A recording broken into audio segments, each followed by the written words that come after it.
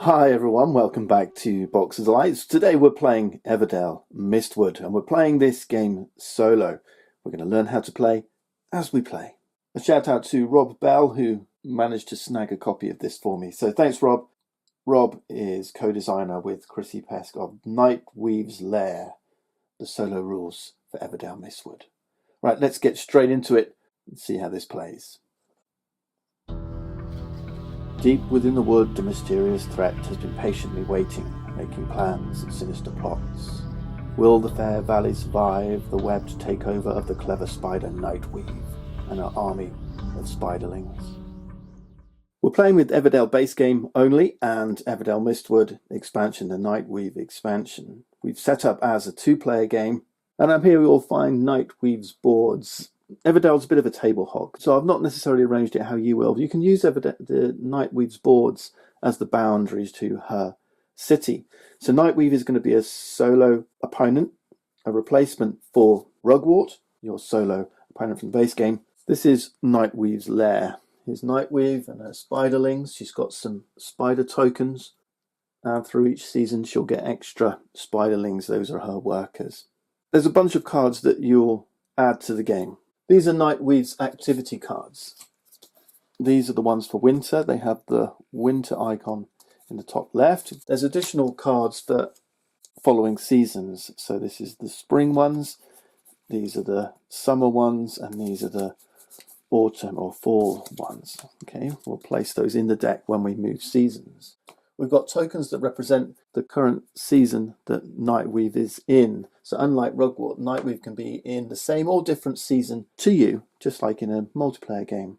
We've also got some cards that represent Nightweave's difficulty. So they start from tame and move all the way through tricky, troublesome, tormenting to terrifying. Let's choose tricky. We're going to start easy. Nightweave is not an easy opponent, and made more difficult by some additional modules that you can layer on top. So first off is a personality. So you've got some personality cards. These are all optional, these modules. So with a personality, it kind of gives her an ongoing effect that applies throughout the whole game. You can select one of these randomly if you wish, but the recommendation is you choose one, and I've kind of placed them here in a kind of a rank from easiest to the most difficult. Nightweave the Nefarious is probably the most difficult. Nightweave the Neglectful is probably the easiest, but these do step up the difficulty somewhat. So if you don't play with a personality, then that's your base difficulty. Layer these on and your difficulty goes up a little, depending on which one you choose. So I think we're going to go for Nightweave the Noteworthy. So just pick one. You'll just have to learn these and play them. There's so much variability. Each one of these cards kind of represents a different Rugwort. You know, like in the base game there's Rugwort, the solo. These different personalities makes Nightweave behave very differently. Nightweave the Noteworthy says meadow cards adjacent to Nightweave cost an extra berry. Okay, so we'll look at that when it comes to it. On top of that, we also have plots and plans. Use one or the other, not both. Okay, so use one or the other, don't combine them. Plans kind of add an overarching twist on Nightweave's personalities. So not only have you got the 8 different personalities changing the way solo bot Nightweave works, you've also got 13 plans which add another layer of variability. Each one of these will change the way things happen. So for example, Resourceful says when Nightweave enters the meadow, she'll draw a card for each resource you have in excess of 3. Place these cards in her lair as an achievement. So each one of these plans adds a new twist on her logic. All right? We're not going to use plans, we're going to use plots instead. Again, plots add another layer of difficulty. There's a big stack of these, 33 of them, but plots are revealed at the end of every season, and they add a kind of a one-time effect either at that point or for the season ahead. So for example, political influence says each time you want to play or activate a blue governance card, discard one card or pay a resource. When you draw a blue governance card, discard and replace it. Okay, so these are different ongoing effects that may hit the season. So Compromise Judges says Nightweave gains 3 points if you're in spring, 2 in summer, 1 in autumn. Discard a card or pay 1 resource each time you visit any event. Right, so these are plots that just give one-time effects. So we're going to shuffle those up. And again, so you can see this layer upon layer upon layer of variability. So much to do for the solo mode. This is perfect for the soloist to give your Everdell games a whole burst of life. Okay, so we're pretty much set up. So we're playing tricky. Tricky level says if every time you see this victory point kind of points symbol with an X, a star in it, it means 1. Okay, so as these go up, that means different values. So every time bonus points are awarded, we get 1 point. On tame, it's 0. So we're going to play tricky. They score different numbers of points at the end of the game. So for tricky, it's 4 per special event. These are the icons, or if you're playing with the additional expansions. If you're playing with additional expansions, don't use your plots and your plans and your personalities, really. Okay, because you're going to be taking the variability from those other big box expansions, you know, Pearlbrick, Spirecrest, Belfair, okay, or indeed New Leaf, which has also just been released. So 1 point per 0 value city card is a bonus. Plots we'll get ready for. Personality we'll look at when it happens. There's her activity deck. All we need to do is draw 1 card for Nightweave's starting hand. Now, just before we get going, we do have to make one little adjustment because there is some randomness to Nightweave's deck. There's 2 with this kind of spider in the top left corner, 2 with no spider in the top left corner, and then 5 with a spiderling icon in the top left corner. We're going to remove one of those cards randomly, put it back in the box, just to give you some variability to your activity deck. And then we'll select one of the remaining 4, set it aside. We'll shuffle these 7 cards together, like so, and then the set aside one we'll put on top. As I say, this one back in the box. Then we'll finish our regular setup. Take 2 workers for ourselves. I've got these lovely little piggies. And 5 cards for our starting hand. We've got Fairgrounds, Fool, School, Peddler, and a Farm. Alright, let's get cracking. Winter, turn 1. Nightweave always starts first, so they're going to start with this top winter card. We flip it over, and this determines what their actions do. So we're in winter. This is the season given by this token. Okay, so it tells us we're in winter. We start in winter. So we're looking at this web here. Okay, if we were in spring, we look at this one. Summer, autumn, down here. Okay, so we're in winter. Now there's 2 actions divided by a line. We do the top left one if we can. If we can't, we do the bottom right one, okay? Because we're in winter. If you see this spiderling icon at the top left here, we know she's going to be placing one of her workers, one of her spiderling workers. And where's she going to place it? On the 3 wood, right? 3 twigs spots. And that's it, nice and simple. So Nightweave's going there. And we're just going to alternate turns. So Nightweave's had her turn, now it's our turn. I'm going to take a closer look at our hand, the meadow, decide what we're going to do. Everdell's a tableau building game. I've done a playthrough before. If you haven't seen it, or if you've not seen any other videos, basically we're building a city of 15 spots in our city. The spot is filled by cards. Some cards might not take up a spot, so you may go beyond 15 spots in your city. But we're going to play through 4 seasons, winter, spring, summer, fall. At the end of the final season, when players have all finished taking their turns, we're going to score points for the cards that are forming in our city. They've got victory points on them like this.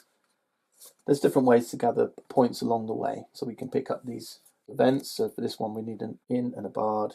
It will score us 2 points and perhaps give us an ongoing effect as well. You've got these basic events. So Harvest Festival is probably one I've got my eye on. None of these really.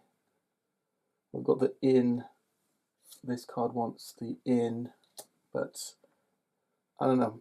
Special events tend to be a little harder to get, so I don't really pay much attention to them. I think I'm probably going to look at getting the teacher. I would normally go for this farm, but I've got a farm.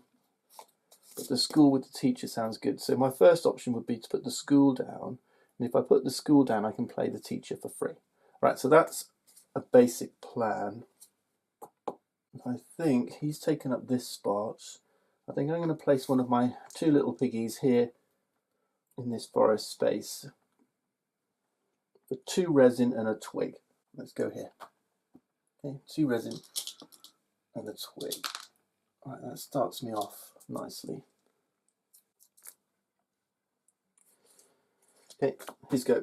Flip another turn. So we're just going to go back and forth, right? Which is really different to Rugwort and how he played, and it makes you feel like you're playing against an active opponent. Right, so they're going to place another spiderling worker. They have one, they have 2, and they're going to place it on the pebble spots, which is up here. Okay, back to me. Now, incidentally, Nightweave ignores text on cards. She doesn't use resources. She doesn't need all that stuff, right? So Nightweave's very easy to run. Now, I've just realised I've got a promo card in here that shouldn't be there. Glacial Span. I'll throw that one out. This I can only use this in Pearlbrook. It looks for pearls, so let's just toss that one out and place this. Now you can use this expansion with Pearlbrook and so on, and there's rules in the book for doing so. I think it plays really nicely with basic games. So if you're a new player coming into Everdell World and you want to play solo, get the base game, get Mistwood, can't go wrong. I mean, I feel like, you know, that's a great minimum setup to having a fantastic Everdell experience. All right, what did I want to do? Now, I do want to play the school. We're not quite there yet, because I'm still one twig short. But maybe the mine would be better now. Maybe that's what I'll do. Let's do that. But rather than just play it, because I still don't have enough resources, I'm actually going to do this thing here. Draw 2 meadow cards and play one of them for 1 resource less.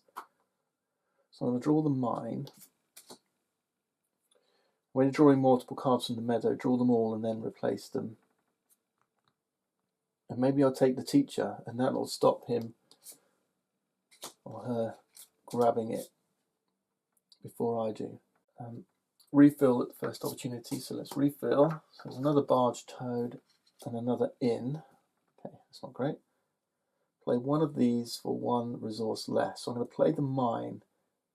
So rather than it costing 1 twig, 1 resin, 1 pebble, let's have it cost 1 any less, 1 less pebble. We'll pay a twig and a resin. We'll get the mine into our city. The other one goes into our hand. Okay. Right, I'm going to build my city down here. And because it's a green production card, the first thing we do is gain 1 pebble. Perfect. 1 pebble for me. Oh, there we go. Right, that didn't help me with the school. Never mind. All right, here's go. Okay, so now we've got the big Nightweave icon. That means they're going to place Nightweave, which is this one.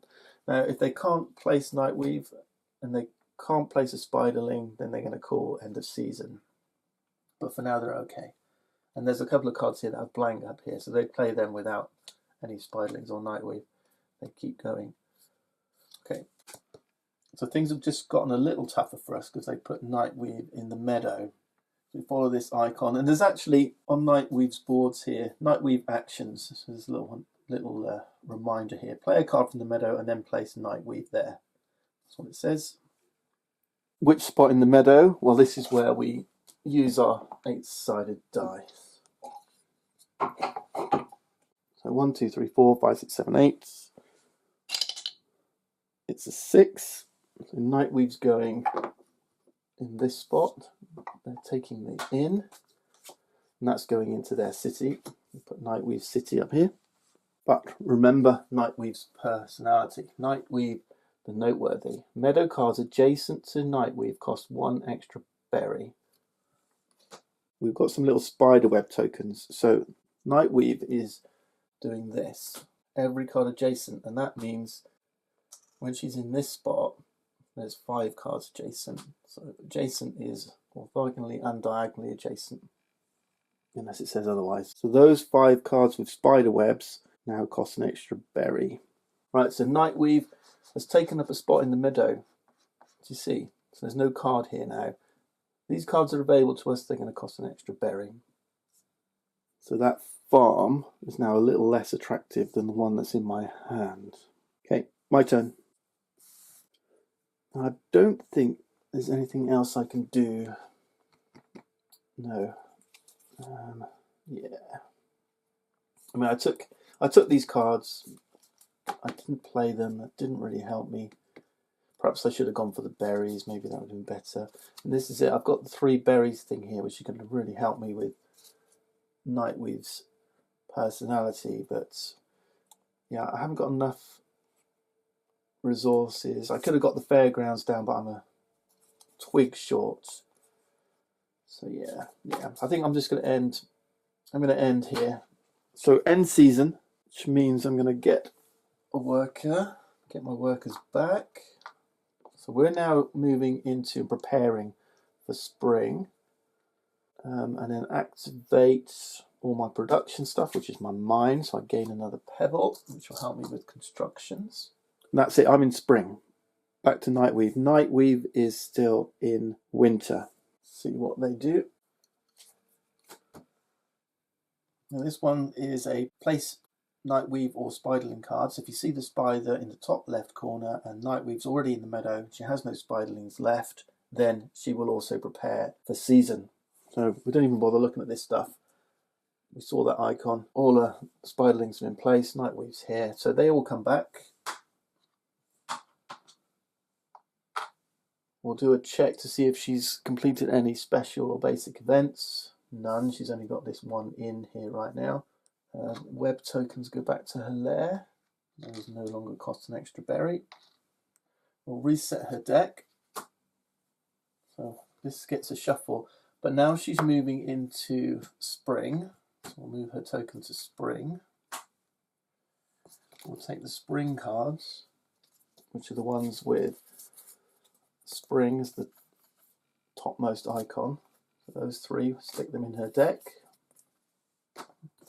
And gives us a good old shuffle up. Getting ready for that. Then we check down here and we'll see what she does for prepare for next season. There's a little reminder here. Return Nightweave, get events, reset activity deck, update the season token, add workers. Okay, so here we are, spring. She gets 1 additional worker. Then she draws 2 cards from the deck, sticks them in her hand. That's a hand. We normally shuffle this now, but we haven't seen anything yet, so there's no need to shuffle. And then discard 1 card from the meadow at random. Let's roll. It's a 3, and so this farm goes. And then we replenish the meadow. Okay. Now there's lots of different personalities that kind of lock down the meadow, have her scoring points for the meadow. Noteworthy, she's not scoring extra points. So Noteworthy is one of the easiest ones, but it does make cards more costly for us. And I think that's it. Oh yeah, draw a plot card. All right, so here we go. The last thing we do is we draw the topmost plot card. Let's see what we get. Berry Jam. Place a spiderweb token on all forest and basic locations that produce at least 1 resource or 1 any or 1 berry. Now, as it goes, I'm not going to use these tokens to mark out the meadow now. All right, we just remember any card adjacent and Nightweave in the meadow costs an extra berry. This is 1 less step for me to do. So berry on all forest and basic locations that produce at least 1 any resource. So that one does, and the 3 berries does. Nightweave may not place a worker on these locations, but each time you visit one, you must pay 1 any resource, and Nightweave gains victory point tokens equal to her level, which is oh no, it's 1. Sorry, I do apologize. It's 1. It just says 1 victory point. It's not a victory point with a star. I don't think this one counts. This doesn't produce any resource. It just lets you pay cards for one less. All right, so that's it. So Berry Jam's not affecting this one. Okay, so these two spots are going to cost more. That's a little bit of a devil because I might have gone there this turn. All right, so Berry Jam's in effect now. And that's the last step. Yep. Right, back to me then. And those 3 berries are now not quite so attractive. Let's see. And you know what? I might actually play this Fairgrounds. I do want to get this school in. And the school will let me play Corin Everdell. Interesting. And then I wanted the school to play the teacher. I don't think there's another prosperity construction around. Oh, this is interesting. And this obviously is tempting. I can play a critter or construction from the meadow. Cheaper as well. So I could play like the lookouts. Dungeon's really good. So I could play the inn to get the dungeon in. I could play the fairgrounds from the meadow. This is interesting. I think I'm going to go here first. Get 2 resin and a twig. Oh no, I'm not sure about that actually. So what I'm going to do. Oh, so much good stuff. So much good stuff. I'm going to go here. This is an open location, so I can go here, even though this is in my opponent's city. They will get a victory point token as payment, but I can play a critter or construction from the meadow for 3 fewer resources. This one's good. Fairgrounds, crane or dungeon, all of these are great, actually. I've got to think about which one will work best.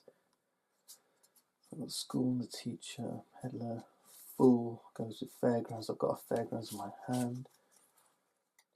See, the risk is that they're going to take one of these things before I get a chance. Fairgrounds or lookouts? I think a lookout, because I've got a fairgrounds in my hand. Yeah, I'm playing the lookout, and this has got a location on it, but this is not an open location. This is a closed location. I can go here.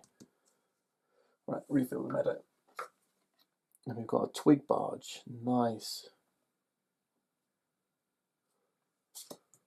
Okay.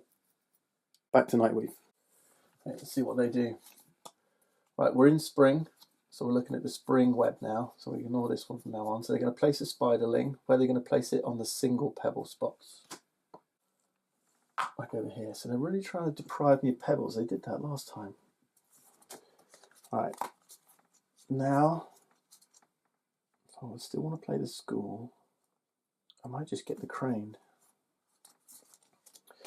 Pay a pebble. Get the crane. And this says, when playing a construction, you may discard this crane from your city to place that construction for 3 fewer resources. Okay. Done. What have we got here? An Undertaker come in. Back to Nightweave. Spring. Okay. This is the play top card from hand, which we know is one of these randomly selected. Should have been shuffled. Right, not that it matters. That's going into a city, and it is a farm. Incidentally, these are the updated farms, right? So they've got different artwork, and they've got slightly different costs actually, and then different effects down here. And these come with the expansion, right? Which what we're playing. They have this little icon here, this sun symbol. So these 8 new special farm cards give you a choice of 2 abilities. And this one says I can either take a berry or 2 wood when it produces. A nice little addition here for Mistwood. Just take the 8 basic farms from your basic game, stick them back in the box and replace them with the 8 from Mistwood. Okay, now we can move to play school. School or the fairground? Maybe I should get the resin and the twig first so I can actually afford the fairgrounds. Then I can play the school. 1, 2, 3. I need a resin to play the school. Yeah. Okay, so we're going to go here before they do. 2 resins and a twig. I like this spot. Then I'm probably going to go here, but he's likely to get it. I don't know. Gosh, this is so tricky. This is what I love about this game. There's so many decisions. I want to do everything at once, and I can't because the turn's passing back. And that's what was missing from Rugwort. You know, you could just keep doing stuff, and until you played a card, it was only then that they played a card from the meadow. So, yeah, this makes it much more tense. It's so much better. Good job, team. Right, Nightweave. Oh, that one... I don't know what that one's doing there. I think that was just there for the setup. I think I just forgot to clear it away. Yeah, they should be on 1 victory point. Okay. Incidentally, this little train in the bottom here, that's for integration with New Leaf, which we don't have on the table. Okay. Yeah, I'm drawing another card for Nightweave. Spring. We're in spring, and it's going to be play a card from the meadow. It's a non-worker action, right? They've had a couple of those now, so they're extending their turn a little bit this time. Right, this might be a problem. Play a card from the meadow. Which one? 4. 1, 2, 3, 4. The barge toad. Okay. So they're accumulating points in their city now. Phil. We've got the wood carver. All right, now I'm feeling a little bit more confident. 1, 2, 3, 4, 5, 6. Remember, hand size limit of 8. Just wonder, do I use a worker to get one of these for free, or do I save my worker for something else? I can always use my lookout here to copy one of these things, so I might just hold off for a bit. Even if the Nightweave takes this, I can use my lookout, and this is why the lookout was so good.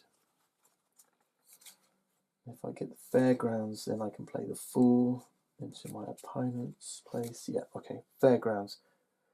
So I'm going to play fairgrounds from the meadow. Yeah, rather than the one from my hand. I'm playing a construction. You may discard this crane from your city to play it for 3 fewer resources. So that's going. I think I'm going to pay resin, and we'll reduce the wood and 1 resin, 1 pebble. We'll just pay 1 resin for the fairgrounds. Okay, draw 2 cards. I'll replace that one first. Draw 2 cards against another mine. I've gone in and an innkeeper. Super. Back to Nightweave. Spring. Placing a worker on the 3 wood spot, which is the one I was going to take. Right. Typical. Alright, back to me. I feel like we're a little bit ahead at the minute. And it's time. We're both in spring, aren't we? Don't have enough resources for the school just yet, but we could play the fool for free. Yeah. At least it reduces my hand size. Let's play the fool for free. Okay, we're playing the fool. He's at the fairgrounds, so we close the door on the fool at the fairgrounds. I could have done that any time. There was no rush to do that. I'm waiting to see really if another purple prosperity card comes out somehow, but we'll see. Okay, it's going to place Nightweave, right, that makes it hard. So anywhere in the meadow is where it's going. Don't roll a 1, don't roll a 1. In fact, something up there would be better. 4 and 8 would be nice. A 4 it is. Okay, Nightweave is coming up here.